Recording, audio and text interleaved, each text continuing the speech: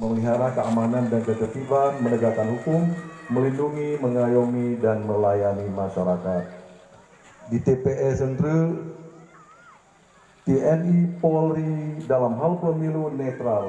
Jadi kamu hanya pilih mengamankan pesta demokrasi, dan juga di TPS Sentre kamu hanya tamang udahlah di luar. Nalin mas, ngapetro kamu dua tuh. Apabila terjadi pelanggaran ada Banwaslu, juga di Polres, juga di Polda terbentuk namanya Gakpumdu, penegakan hukum terpadu.